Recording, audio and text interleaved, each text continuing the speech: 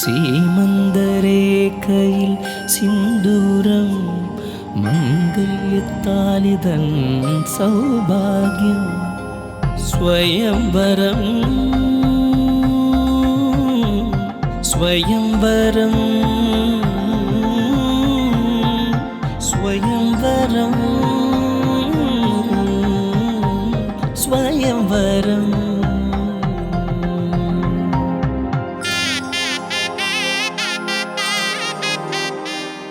ഇന്ന് നമ്മൾ ചെന്നൈയിൽ എത്തിയിരിക്കുന്നത് ഒരു സ്പെഷ്യൽ കല്യാണം കൂടാനാണ്.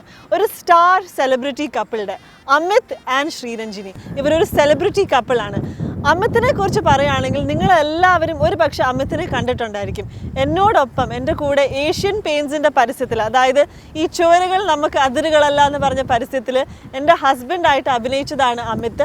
അമിത് വളരെ പോപ്പുലർ ആയിട്ടുള്ള ഒരു സീരിയൽ ആക്ടറാണ്. പക്ഷെ തമിഴ് ഇൻഡസ്ട്രിയിൽ ഇപ്പം കല്യാണം മുതൽ കാതൽ വരെ എന്ന് പറയുന്ന ഏറ്റവും പോപ്പുലർ ആയിട്ടുള്ള ഒരു Tamil സീരിയലാണ് Amit അഭിനയിച്ചുകൊണ്ടിരിക്കുന്നത്.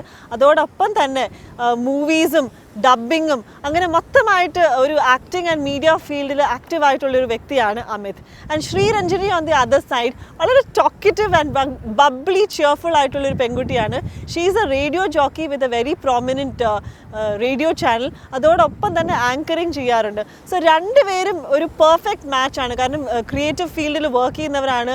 High energy, high enthusiasm and all together a perfectly made for each other കപ്പിളാണ്. നമുക്ക് ഇവരെ കുറച്ചുകൂടെ കൂടുതലായിട്ട് പരിചയപ്പെടണ്ടേ? പക്ഷെ അതിവിടെ ചെന്നൈയിലല്ല, നമുക്കൊരു ചെറിയ ട്രിപ്പോടെ പോകണം, all the way to Bangalore. കാരണം അമിത്തിൻ്റെ വീട് ബാംഗ്ലൂരിലാണ്. സോ ഈ ഒരു കപ്പിളിനെ നമുക്ക് മീറ്റ് ചെയ്യാനായിട്ട് let's go to Bangalore. Hi Amit, hi Sree. So Amit, after a long time, അല്ലേ? Yes, almost 1 year. Almost, yeah. Yeah, but this time I'm meeting you for a very happy thing, very which happy is your wedding. So before we ask you more about the wedding, Amith, see, you're very popular with the Tamil audience and so are you. But for our Malayali audience, you can have a little introduction about yourself. Tell us about yourself. Yeah, and the only identity I have with the Malayali audience is the Ichuvarugal namukku Adirigalalla. A lot of people, a lot of Malayalis see me, hey, you are the Asian Paints guy, Ichuvarugal namukku Adirigalalla. So that's the only identity I have. Yeah. But basically I'm an actor. Okay. I have been an actor in the Tamil film industry and the TV industry for almost 4 to 5 years. Okay. And I've done a couple of movies and I'm currently doing one project in Vijay TV called Kalyana Mudal Kadal Vare. I played the lead in that. Yes. So that's in a nutshell. I am also a dubbing artist as well. So Okay. that in a nutshell is me. You haven't done anything in Kannada, actually. I did one serial in Kannada, one Ramayana serial in Kannada. As Raman. Yeah, I did as Raman, yeah. Yes. That was for 2 years, and then that is what gave me the impetus to be an actor. That is what inspired me to be an actor. Okay. So that's when I shifted to Chennai and pursued my dream of being an actor. Great. Tell us something about your family also. My family, I come from a completely different background from the background I'm in right now. I'm from the profession I'm in right now. My dad is a chartered accountant who has his own business, and my mother has a shop. She has a shop right here in my house, my brothers are in completely different professions. Okay, you have 2 brothers. Yeah, 2 brothers. I have an elder brother who has his own company, an information security company. Okay. And my younger brother is now in the 12th standard. Okay. So yes, I completely got into this through theatre. Okay. Into this profession. So that's basically my family background. We're all Kannadigas, no Tamil influence whatsoever. None of them know to speak Tamil, apart from my mom. Okay. So Shri, tell me about yourself. Well, I am an RJ and a VJ. I'm into radio and television. Okay. And I've been doing that for about 6 years now, right after college. Okay. And in fact, I had a little stint in the capital of Kerala, Dubai. Okay. So I was in the Gulf Okay. for a bit, so I understand a lot more Malayalam than I used to. Okay. Because everywhere you turn, everyone's like, hey, what about you? It's nice. Yeah, so for me, yes, media is something I always wanted to do. I started going for reality shows when I was in school, Okay. singing reality shows and stuff. And then eventually came to understand, okay, I like being also like back end also I like comparing also. So I started doing radio and television, and so far so good. Okay, and about your family, and you're based in Only Chennai. daughter, Okay. so very pampered.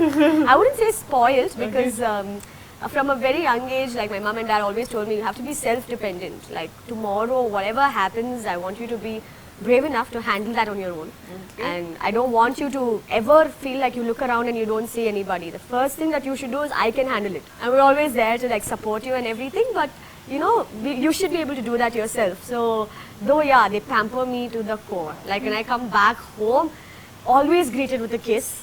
No matter what kind of a mood what kind of a mood they are in, they would always light up their faces and welcome me home. Apart from pampering just her, they pamper anyone who's associated with her also. So by association, I also get pampered. And I've always, I've seen a lot of Amith's interviews, and he always idolizes his dad, and he says he's the perfect man. So I'm sure you get a lot of pampering from his end also. Of course. And after he said that, I've noticed that in his family also, like the way his mom and dad are so endearing. Like after so many years of marriage, to someone to keep that magic alive. It's really nice, and we keep talking, like you keep saying, like we should try and emulate the same thing and stuff. So Apart from just emulating my dad or idolizing him, it's all lot of credit goes to my mom as well, because to inspire that sort of romance in a man, it takes a really capable woman. So yes, my mom hints also. taken. Yeah, so anyway, you all are going to start your journey. But before that, tell me about this. Definitely is a love marriage. You're from Chennai. You're a Tamil Brahmin girl. You're a Kannada boy. Basically from Bangalore. So how did this romance thing happen? How did you all meet? So we both signed up separately for this theatre workshop. Okay. And it wasn't a workshop of 200 people or anything. It was like a handful of people. And 10 people? about 10 8 to 10 people. Yeah. Okay. And In Chennai? In In Chennai. Chennai. So he had moved to Chennai to pursue acting by then, and I was doing my VJing at the moment. And I needed a break from just regular comparing. I wanted to, for me, I was basically looking to expand my horizons a little bit. We get conditioned sometimes, and you want to break those conditions, and you want to try something new, or you want to feel something new. So that's why I signed in. And Amith signed in because Amith thought, okay, he'll make some more friends. Yeah, see, basically I had, it was just 2 years since I had moved, and it was 2014 March, almost 2 years, but I had made no headway in the industry. I had done very small roles in movies and just few appearances in shows and stuff like that, and I was just searching for some sort of outlet because I was just sitting at home. It was a very difficult time for a struggling actor. I don't know whether you have felt that, but No, I think all actors go through that actors phase. go through that initially. phase, and especially in the beginning time when you are new to a city, apart from just being new to the industry, you're new to the city, new to the language, new to everything. And I was alone, all alone in Chennai. My entire family is here, and I've never been away from my family. So it gets so lonely sometimes. So And it's like such a close-knit family. Like every evening, my father-in-law would make coffee, and they would all sit together in the living room, crack some jokes, and spend some quality time together. So he was really away from all that, and he was The really homesickness factor. yeah, it was And the fact that career is not yet kick-started. exactly. Right. So all that was getting me down a little bit. So I thought something like this would actually expand my horizons, make a few new friends, learn a thing or two. So I thought I'd sign up for it, and I just went because I had nothing better to do, lack for a better term. I went there and He was the ended up- last one to enter the room. Okay, so I was the first one to go there, and the tutor was already there, and I was talking to him. And every person who came by, I was like, no one from our generation is coming here. Like everyone is slightly older or already married, late 20s, people like that. It's like no one from our generation is here yet. And then finally this one enters. I'm like, ooh, no. It's the first thing. Anyone who sees it is the first thing they're gonna look up. They had to do a lot of exercises in pairs. So that's. So we had to do a lot of exercises in pairs, and that's when we actually got to talking even a little bit. But I was kind of like the person, so I could see that, so there were contact exercises, so you would have to hold somebody's hand. And because everyone was a little older, I could see some people not getting out of their cuckoo. And me being me, I would really want to make everyone go with the experience and all that. So I started pairing up with everybody. And this one used to get pissed. He was like, what the hell, I'm looking at you and you're going away to Yeah, somebody the else. thing was so frustrating, but it was also at the same time very endearing because I had never seen someone who gets so involved in it and want to involve everyone else around her. Endearing One because- question. Yeah. Why were you frustrated that she was pairing up with everybody? Yeah, I'll get to that. So it was endearing one because I've never seen someone who getting so involved with the whole program and getting everyone else involved. It was so sweet to see someone say, oh, come, you also get involved, come, you also get involved. Frustrating because I thought I was immediately attracted to her. I saw her and I immediately thought, okay, this is a good looking girl. But that is the feeling that you get when you see any good looking girl.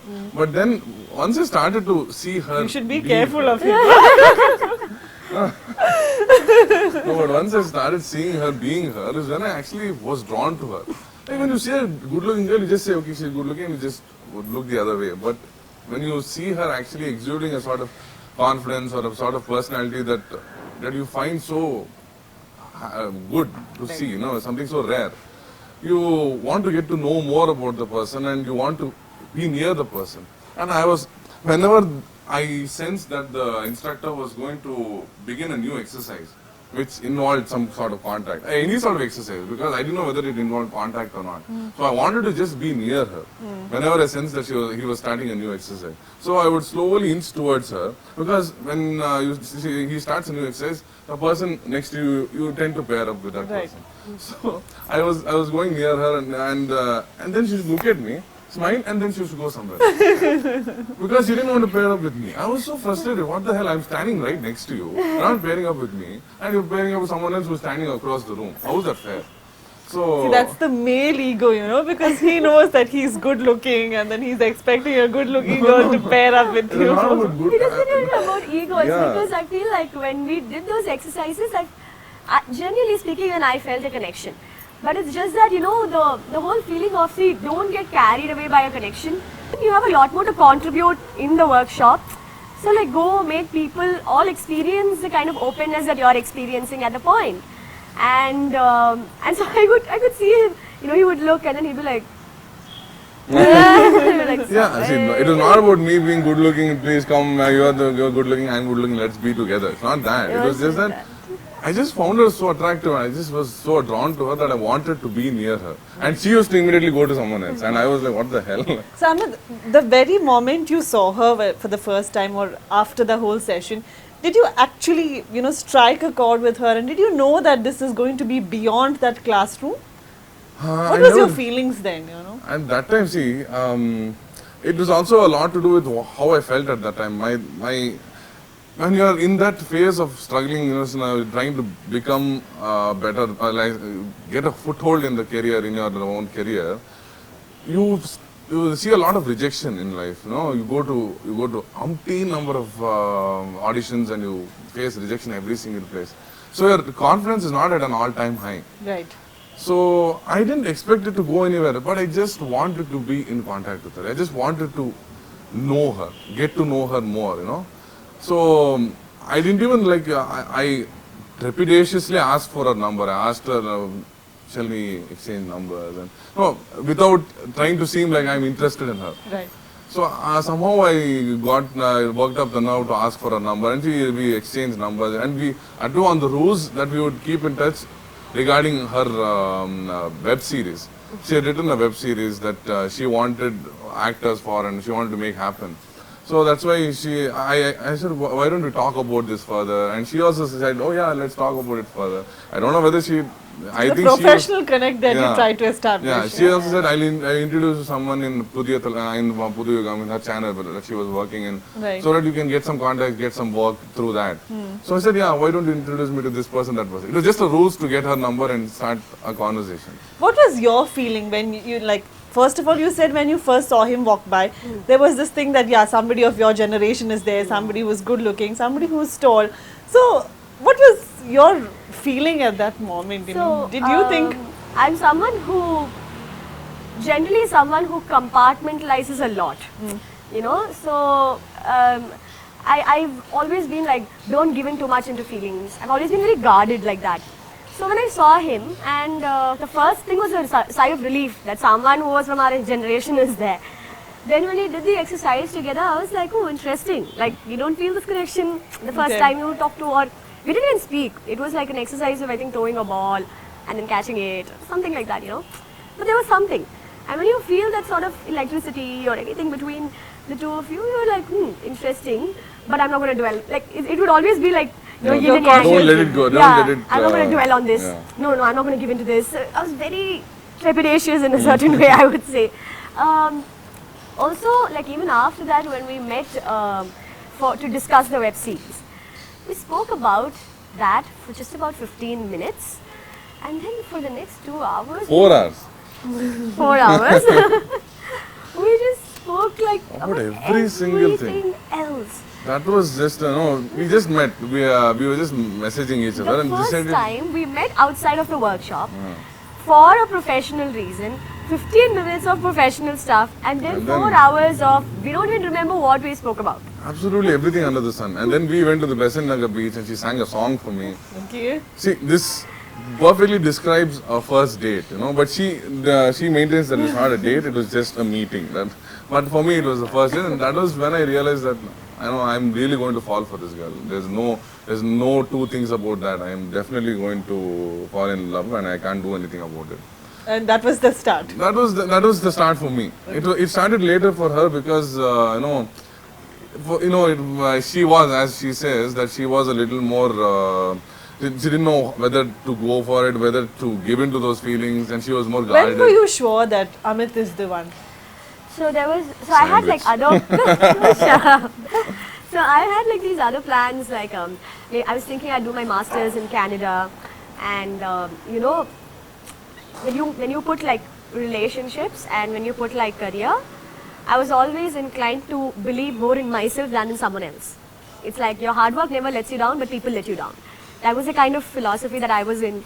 And so I thought, okay, you know, I should not, as much as he's such a sweet guy, like we went and checked out the movies he had worked in, even smaller roles and all that, I would say, no, let's go watch the movie. And when he came, I would genuinely feel really happy for him. And honestly, like someone who's left his home, like there was a point when I left home and I moved to Bangalore. And I knew that, you know, outside of my work circle, for me to find friends, I knew what it was like. And even more in Chennai, because he wasn't confident in the language then.